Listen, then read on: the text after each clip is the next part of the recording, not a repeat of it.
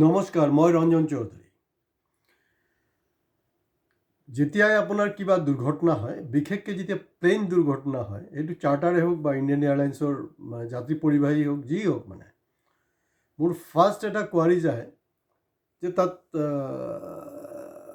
Celebrity political figure কোন আছিলে। তো নেচাৰেলি আমি দেখিছোঁ যে ইয়াৰ আগত আপোনাৰ আহমেদাবাদত যোনটো ঘটনা হ'ল, ইণ্ডিয়ান এয়াৰলাইন্সত প্ৰায় 400 মানুহৰ মৃত্যু হ'ল। সেইটো তদন্ত আজি কুবতি চলি আছে, ফাইনেলি একো হোৱা নাই। তো তাতো দেখা গ'ল যে আপোনাৰ প্ৰাক্তন মুখ্যমন্ত্ৰী মোদীৰ গুজৰাটৰ প্ৰাক্তন মুখ্যমন্ত্ৰী তাত আছিলে। আৰু 2027 যোনটো আপোনাৰ এছেম্বলি ইলেকশ্যন হ'ব লগা আছে গুজৰাটত, তাত তেওঁ এটা ডাঙৰ মূৰৰ কামৰণি হৈ থিয় হৈছিলে, অমিত শ্বাহ আৰু মোদীৰ কাৰণে। তো নেচাৰেলি হিচাপ গতিকে আমি পালোঁ আৰু তাত ক'বলৈ একো নাই। আৰু এই যে ৰাখি ফলচল কিবা কিবি কয় যে, মই সাধাৰণতে এইবিলাক কথা নামানো বেচিকেলি। কাৰণ কাৰোবাৰ যদি এই ধৰণৰ এক্সিডেণ্ট হ'বলৈ আছিলে, এতিয়াতো বাৰু ঠিক আছে, ৰিচেণ্ট যোনটো ঘটনা হ'ল অজিত পাৱাৰৰ লগত আৰু কেইবাজনৰ মৃত্যু হৈছে চাৰ্টাৰ বিমানত। তো তাততো প্ৰায় 400 বা 400তকৈ অধিক যাত্ৰী কো পাইলট চব মিলাই আছিলে ন। তো সকলোৰেতো ৰাশিফলটো বেয়া হ'বই নোৱাৰে, চবৰেতো কিবা না কিবা এটা ৰাশি আছেই। সেইটো ৰাশিফলত সেই এনাউন্সমেণ্টটো থকা হ'লে কোনো নগ'লে হয়, কিন্তু গৈছে। ৰাশিফলত এইবিলাক কৰিব নোৱাৰে। আৰু মই ৰাশিফলত বিশ্বাস নকৰোঁ, কিন্তু মই যিবিলাক এনালাইচিছ কৰোঁ, আজি কপতি যিবিলাক এনালাইচিছ কৰি আহিছোঁ, দেখা গৈছে যে এইটো ৰাশিফলতকৈ আৰু বেছি। তো অজিত পাৱাৰ কথাটো এনেকুৱা যে অজিত পাৱাৰ তেওঁ চাগে, মোৰ যদি ভুল নহয়, 5 বাৰ বা 6 বাৰ তেওঁ তাত উপ মুখ্যমন্ত্ৰী হৈছে, মুখ্যমন্ত্ৰী হ'ব পৰা নাই। আৰু এতিয়া লাষ্ট পজিশ্যনটো হ'ল যে এই যোনটো আপোনাৰ প্ৰাইভেট জেটত যি ঘটনাটো হ'ল, এইখন প্লেনৰ নন ষ্টপ জাৰ্ণি কৰিব পাৰে, নন ষ্টপ কণ্টিনিউ জাৰ্ণি কৰিব পাৰে 3700 কিলোমিটাৰ। ফিগাৰটো মনত থ'ব দেই, 3700 কিলোমিটাৰ। কিন্তু অজিত পাৱাৰ ডাঙৰীয়া যিখনত উঠিছিলে, এইখন ধৰি লওক 250 কিলোমিটাৰ নপৌতে ঘটনাটো হৈ গ'ল। এতিয়া কুৱেশ্যনটো হ'ল যে এভিয়েশ্যন মিনিষ্ট্ৰী ডিপাৰ্টমেণ্ট তেওঁলোকে কি কৰি আছে। আৰু তেওঁলোক VIP হয়, VIP নহয়, সাধাৰণ যদি আপোনাৰ প্লেনত যাত্ৰী হয় বা প্ৰাইভেটতো যদি হয়, এইটো চিৰিয়াছ কথা। তেওঁলোকে ছিগনেল দিব লাগিব। আৰু যদি কিবা প্ৰব্লেম আছে, তাত যে অৱতৰণ কৰিব লাগিব বুলি কোনো কথা নাই নহয়, ওলাই যাব, ষ্টৰি ইজ অভাৰ। কিন্তু সেইটো গোটেই ডিপাৰ্টমেণ্ট মিনিষ্ট্ৰীৰ এটা বিফলতা। কিন্তু চৰকাৰ কোনো পৰ্যায়ত কথা বতৰাবিলাক নামানে। তো গতিকে এতিয়া জমানাটাই এনেকুৱা হ'ল যে মোদী হে তো চব কুছ মুমকিন হে, যিকোনো ঘটনা হ'ব পাৰে। ৰিয়েকশ্যন কোনে কি ৰিয়েকশ্যন কৰিলে মই সেইটোলৈ ক'বলৈ নাযাওঁ। আমাৰ ইণ্টাৰপ্ৰিটেশ্যনটোহে আমি ব্যাখ্যা দাঙি ধৰি আছোঁ ইয়াত। এতিয়া ভিডিঅ' শেষ হ'বলৈ গৈ আছে, কিন্তু শেষ মুহূৰ্তলৈকে আপোনালোকে প্লিজ শুনিব। তো এইটো হ'লগৈ ডিপাৰ্টমেণ্টৰ এটা হেৰি। আৰু মই আৰম্ভণিতে কৈছিলোঁ, ইণ্ডিয়ান এয়াৰলাইন্সৰ যোনটো ঘটনাটো হ'ল, তাত দেখা গৈছে যে একজন মানুহ বাচি গ'ল। আৰু ভাৰতবৰ্ষৰ নচিব এইটোৱে ভাল যে সেই কেৰেক্টাৰটো কিন্তু মুছলমান নাছিলে।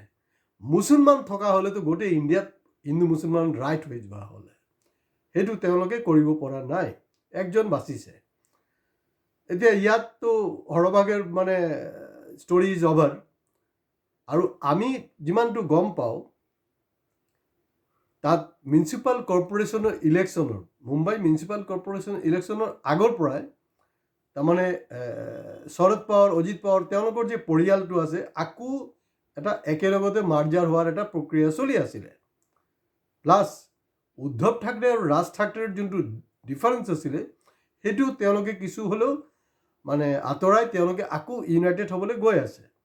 আৰু আমাৰ চ'ৰ্চৰ যোনটো খবৰ যে অজিত পাৱাৰ এটা প্লেনিং তেওঁৰ আছিলে যে তেওঁ NDAৰ পৰা ওলাই আহিব।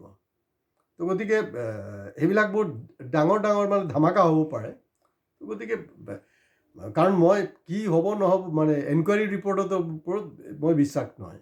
মই যেনেকৈ জুবিন গাৰ্গৰ ক্ষেত্ৰতো কৈছিলোঁ, CBI ED নহয়, ডাইৰেক্ট সুপ্ৰিম কোৰ্টৰ তত্ত্বাৱধানত এই গোটেই প্ৰক্ৰিয়াটোৰ ইনভেষ্টিগেশ্যন হ'ব লাগে। তো গতিকে ইয়াতো তেনেকৈ হোৱা উচিত। মই আৰু এটা ইণ্টাৰেষ্টিং কৈ দিওঁ আপোনাক, মোৰ ভুল নহ'লে তেওঁ বিপিন ৰাণাৱত আছিলে। বিপিন ৰাণাৱত তেওঁ মানে আমাৰ সেনাবাহিনীৰ 3টা বিভাগৰ, আৰ্মি, নেভি আৰু এয়াৰফ'ৰ্চ 3টা বিভাগৰ মানে চিফ আছিলে, 3টা গ্ৰুপৰ চিফ। তেওঁৰ হ'ল 2023 দুৰ্ঘটনা হ'ল। দুৰ্ঘটনা হওঁতে মন কৰিব, তাৰমানে যিজন 3টা বিভাগৰ চিফ হয়, ইমান এক্সপিৰিয়েঞ্চ, তেওঁৰ যেতিয়া প্লেনখন এক্সিডেণ্ট হ'ব লৈছে, তেওঁলোকতো যিবিলাক চিফ থাকে তেওঁলোকতো বাজ থাকে ন, তেওঁলোকেতো বহুত হেৰি থাকে, এক্সপিৰিয়েঞ্চ থাকে। তেওঁ নিশ্চয় তাৰ পৰা পেৰাচুটত জঁপিয়াই পৰিলে হয়, কিন্তু সেইবিলাকৰ কিন্তু ঢাই ফিচ, সেইবিলাকৰো প্ৰপাৰ এনকুৱাৰী হোৱা নাই। গতিকে সেইটোক লৈ অকল মহাৰাষ্ট্ৰ নহয়, গোটেই ভাৰতবৰ্ষৰ ৰাজনীতিত এটা ভূমিকম্প আহিছে। গতিকে এই বিষয়বিলাক কিন্তু আপোনালোকৰ চিন্তা চৰ্চাৰ বিষয়। মই ক'লোঁ যে মোদীৰ জামানাত, অমৃতকালত যিকোনো বস্তু, অসম্ভৱ বস্তু কিন্তু সম্ভৱ হোৱাটো ডাঙৰ কথা নহয়।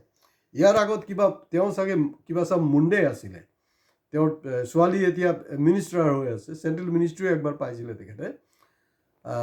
তেওঁ বিজেপি, তেওঁ মানে আপোনাৰ সেই ৰোড এক্সিডেণ্টত ঢুকালে। ৰোড এক্সিডেণ্ট কি, তেওঁ এয়াৰপৰ্টলৈ যাব লৈছিলে, এতিয়া প্ৰব্লেমটো কি হয়, যদি ধৰি লওক ৰোডৱেজত কিবা এক্সিডেণ্ট হয় নহয়, তেতিয়া আপোনাৰ কাৰণে ইমিডিয়েটলি বহুত মেটেৰিয়েলছ ৰেডি থাকে, আপুনি সেইটোক আইডেণ্টিফাই কৰিবলৈ, ডিক্লেয়াৰ কৰিবলৈ। কিন্তু প্লেইনত যেতিয়া দুৰ্ঘটনাবিলাক হয়, এই অলপ সময় লাগে। মই এতিয়াই কোনো ফাইনেল টিপ্পনীটো কৰা নাই।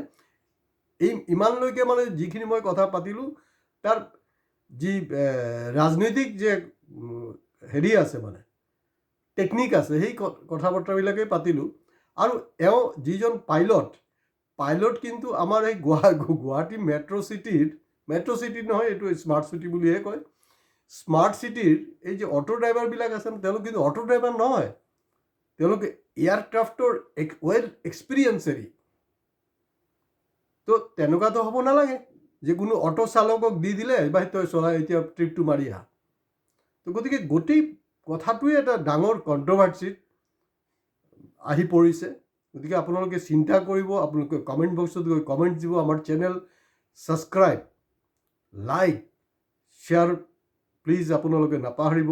মই চিয়'ৰ আৰু কনফিডেণ্ট যে আমি যি ধৰণে এই বিষয়টো এটলিষ্ট নেশ্যনেল লেভেল, মই ক'বলৈ খোজা নাই, ষ্টেট লেভেলত অসমত কোনো চেনেল, কোনো এংকাৰ সেইটো এই মুহূৰ্তলৈকে দিয়া নাই। যিটো মুহূৰ্তত মই ভিডিঅ'খন বনাই আছোঁ, আপোনালোকে লোড হোৱাৰ লগে লগে চাব যে কোনটো সময়ত যে ৰঞ্জন চৌধুৰী এই এনালাইচিছবিলাক দিছিলে।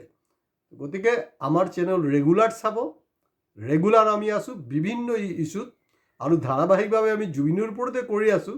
কিন্তু হঠাৎ যদি কিবা খুব চিৰিয়াছ বস্তু আহি যায়, তাক লৈ আমি কিন্তু আলোচনা কৰিম, আৰু সেইকাৰণে আপোনালোকৰ ছাপোৰ্ট খুব জৰুৰী হয় আমাৰ কাৰণে। গতিকে আজি ইয়াতে শেষ কৰিছোঁ। নমস্কাৰ।